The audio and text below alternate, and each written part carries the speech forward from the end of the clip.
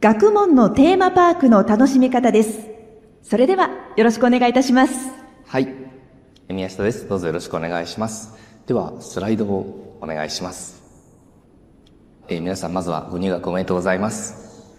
大学は学生の皆さんの視野を広げて人生を変えてしまう場所です。そういう意味で皆さんは良い決断をしたというふうに僕は思っています。さて、私宮下ですが、階層的な言い方をすると4キャンパスのうちの一つ中野キャンパス、10学部のうちの一つ総合数理学部、28学科のうちの一つ先端メディアサイエンス学科に所属している教員です。どんなことをやってるかちょっと紹介すると、例えば画像生成 AI の研究をしています。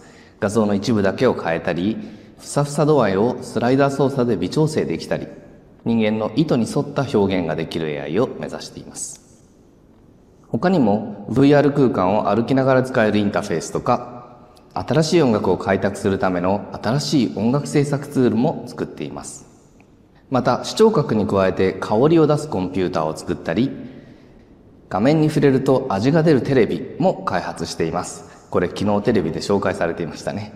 テレビがテレビで紹介されるなんて多層的だなというふうに思います。昨日はドローンで1年生たちと集合写真を撮りました。ドローンも研究対象である学科です。どうぞよろしくお願いします。さて、昨年応募してもいないのにいきなり連絡が来て、電気で味を変える研究、しかも13年前にやっていた論文がイグ・ノーベル賞を受賞しました。そして今日の入学記念講演の依頼をいただきました。宮下の内側にある発想の秘訣とか、そういう話が期待されてるんだろうなと思っています。ちなみに13年前の研究は今はしっかり育ち、電気で塩味を濃く感じさせる、そういう食器エレキソルトとしてキリンから発売されることになりました。このお椀で塩を半分にしたラーメンを食べるとこんなリアクションになります。塩ラーメンだ。ありがとうございます。ちゃんとした、はい、なんでそうですよね。なんででしょうねそれは電気回路ができてるからですね。はい、これがエレキソルトのお椀バージョンですね。見えますかね。この中、食品に電気を流すのでお椀の内側に電極があります。そしてもう一つお椀の外側、底ですね。ここに電極があって、これが人体に触れています。こうして人体を通る電気回路が作られて、その電気で味の感じ方を変えています。では講演タイトルの方に行きます。このタイトルにあるテーマパークという言葉、皆さんはどういうイメージがありますか？公式な意味はテーマで一貫性を持たせた娯楽施設、あるいは遊園地のことなので、そりゃワクワクしますよね。で、明治大学は4つのキャンパスにまたがる10の学部があり、学科数は28、教員は1000人います。まさに学問のテーマパークだと言えるんじゃないかと思っています。数年では回りきれないほど多くの知識を提供してくれるとは思います。ぜひワクワクする気持ちでエンターテインメントとして授業を楽しんでください。以上です。ありがとうございましたって言ってもそれは信じないですよね。皆さんもう大学生なので、おそらくそんな単純な話じゃないだろうと思ってると思います。鋭いです。もう皆さん大学生なので、人の話を鵜呑みにして終わらせることはないでしょう。もう一歩考えるようにしてください。狭い視野で話を終わらせない。簡単に納得しない。これはとても重要で基本的なことかなと思います。そう、実はテーマパークという言葉、悪い意味でも使われることはあるんですよ。学問の表面的な外側を楽しんでいるだけ、内側の深遠さ、本質、そういったものが伝わっていないという意味合いですね。でも大丈夫です。明治大学を含む大学はそういうところじゃないです。なぜならば高校までと違って大学の教員はそれぞれの学問を開拓したり探求したりする研究者だからです。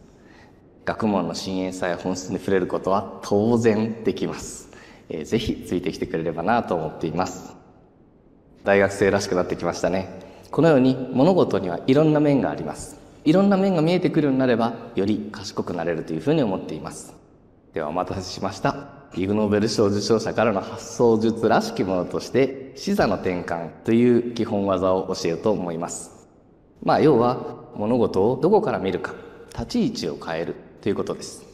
ちなみに宮下研究室では角度によって見え方が変わるゼリーを開発しています。電池キラーレンズの構造を持たせることで見る方向が変われば見えるものも全く変わるというものです。このように物事を違う角度から見て違う側面を見るということをしましょう。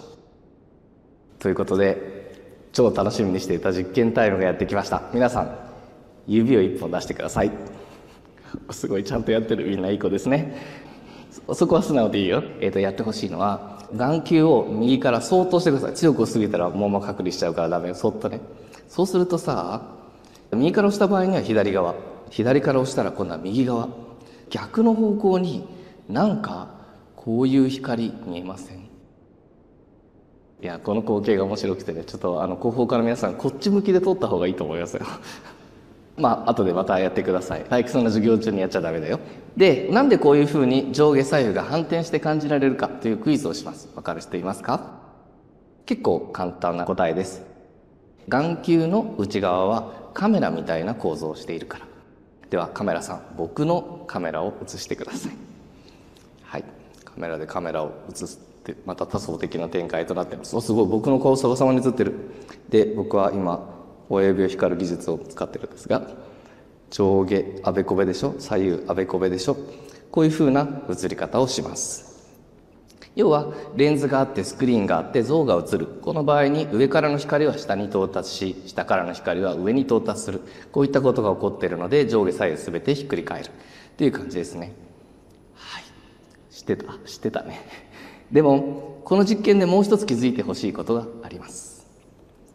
それは人間の外側にある物理世界と人間の内側にある知覚世界です。よく考えてみてください。さっきの怪しい実験、外側の物理世界からすれば皆さんは指で圧力をかけているだけです。ですが内側の知覚世界からすれば光として感じられたでしょ。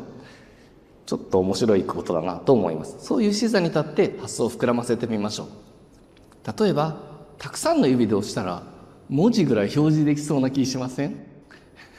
あるいは何か圧力とか押し方を工夫すればカラー表示ができるような気がしません？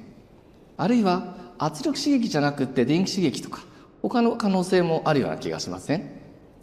何よりもこの世から光がなくなっても映像は作れるっていう気になりません？ということなんですよ。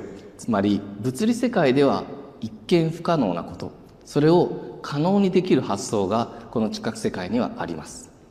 こうなってしまえば物理世界で不可能に思える事柄が何でも可能に思えてきます。例えば減塩食に塩を足さずにしょっぱくするというお題、一見不可能ですがエレキソルトはこのような視座の転換から生まれていて、味の感じ方の方を変えるということをやっています。普通は減塩食の問題って言ったらお椀の内側の食品をどうにかしようってみんな思うわけです。でも外側まで視座を転換すれば味わう人間が見えてくるということです。これによってしょっぱいものを思いっきり味わっても高血圧にならない世界が実現します。類例も発想してください。甘いものを思いっきり味わっても糖尿病にならない。脂っこいものを思いっきり味わっても太らない。アレルギーを気にせずにどんな味でも味わえる。苦手な食べ物は無理して味わわなくていい。最高じゃないですか。これが全部可能に思えてくるわけです。物理世界では生活習慣病という言葉があります。病気になったのはあなたのせいですよ。健康のために我慢しなさい。物理世界ではこういう考え方です。でも知覚世界に着目すれば私たちの幸せに伸びしろがあることがわかります。好きなものだけを好きなだけ食べて体は健康、そういう未来は生み出せると僕は思っています。皆さん賢くなってきました？第2問ですよ。ニンニク料理を食べても口臭が出ないにすることは可能だと思いますか？はい、可能です。簡単です。味と匂いをそれぞれ再現して味を口にだけ送り、匂いを鼻だけに送れば口臭は起こり得ないです。見てください。まず匂いは何もないはずです、はい、それで味はガーリックの味になっている。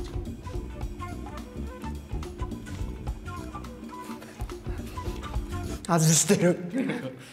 美味しい。ここにあるのは鼻に最低限のガーリックの香りを与えることによって食体験を再現しつつ口臭は一切気にしなくていいというデバイスです。何なんですか？ガーリックの香りが出てるんですか？そうこれも4段階でレベルを制御することができて最大にしちゃいます。マックスでいきますか？でこの状態で食べていただくとめちゃくちゃニンニクの香りするんですけど、はい、めちゃくちゃうまい。具も何も一切ないけどもう紛れもなくペペロンチーノ。これよければちょっと今こうはーってやってもらって口臭確認いただければと思うんですけど。全く気にならないですね。ですよね。はいということでもう可能です。では第3問です。売れすぎたトマト、これを新鮮な味に戻すことは可能でしょうか？いわば味のタイムマシンです。これも可能です。別に本当に熟成させたり新鮮に戻したりする必要はないです。そうなったような味を再現さえすればいい。トマトを熟成させながら味センサーで味を測定する。カレーを熟成させながら味センサーで測定する。そのデータを持ってこの機械を使います。食べ物を中に入れてダイヤルを操作して未来であれ過去であれ時間を自在に設定してスタートボタンを押します。それに応じて味を添加したりあるいは抑制したりしてどんな熟成度合いでも再現できるというわけです。はい、僕なりの視座の転換のコツを皆さんに伝授したいと思います。概して世界は多層的だと僕は思っています。概して人間の視野は狭い、特に自分は狭いというふうに思っています。なので内側に偏った発想を外側に広げていくように視座を転換するとベターだというノウハウを教えておきます。このコツをつかんで大学生活を楽しんでください。ありがとうございました。おー、引っかかりましたね皆さん。ありがとうございます。引っかかってくれて嬉しいですよ。僕はこのスライドで警告したと思います。狭い視野で納得しちゃいけない。実はここまでの講演すべてわざと狭い視野に偏らせて作りました。皆さんは僕の内側ばっかりにとらわれて宮下の外側を全く見ていないです。今から全ての視座を転換していきます。まずそもそもイグ・ノーベル賞、皆さんの先輩中村弘美さんと一緒に受賞しています。明治大学教員がイグ・ノーベル賞を受賞した。確かにこの側面は正しいです。ですが明治大学卒業生が受賞したという側面があることも忘れてはいけません。また今日のプレゼンで紹介した研究は全て当時学部生だった学生たちと共に行った研究です。大友くん、笠原くん、湊くん、宝さん、本間くん、吉本くん、深池さん、藤沢くん、彼らと出会えたからこそ生まれた研究です。宮下家のみんな、歴代メンバーのみんな、聞いてますか？みんなのおかげで僕はここにいます。みんなとの出会い、僕はすごく運命的だと思っています。こっからが本当の視座の転換です。テーマパーク、学生のためのもの、それだけじゃないっす。大学っていうこのテーマパークは、僕、教員にとっても超楽しいテーマパーク。まさに夢の国です。だって、様々な興味、問題意識、そういうテーマを持つ学生たちと出会えて、一緒に未来を探求できるからです。なので、冒頭のご挨拶、ちょっと訂正します。大学は教員の視野も広げ、教員の人生も変える場所なんです。明治大学というテーマパークは何よりもここに今立っている宮下の人生を変えてくれたっていうふうに思っています。疲れてきた？でももう一つ外側に視座転換しちゃっていい？世界は多層的って言ったのでもう一個やりましょう。何が見えます？そう、このテーマパーク、これを支える600人の職員、多くの教員の皆さんが見えてきます。我々の人生を変える場、これを作り上げた人がいる、支えている人たちがいる。そういったところまで広く見てくれれば、最初の結論は逆転します。すなわち、僕の内側に大したものはありません。成果の要因は僕の内側ではなく、外側のテーマパーク、明治大学にあります。僕に関する表彰も実績も明治大学のおかげです。僕はここで一人で記念講演をしていること自体、おこがましい。それが結論です。僕の内側にあるものは、学生たちとこの素晴らしい環境と、それを支えてくださっている皆様に対する感謝だけです。そういう意味で今、とても幸せです。最後のスライドです。多層的なプレゼンをこれで終わります。この講演を通じて視野が広がったんだったら嬉しいなというふうに思います。明治大学という最高のテーマパーク、一緒に楽しみましょう。科学部の皆さんが多いと思いますが、皆さんともぜひ交流したいと思っています。本当に終わりです。ありがとうございました。ありがとうございました。新入生の皆様もちろんですが、先生方、そしてご家族の皆様もぜひ明治大学という学問のテーマパーク、一緒に楽しんでまいりたいと思います。宮下教授、本当にありがとうございました。皆様、もう一度大きな拍手をお願いいたします。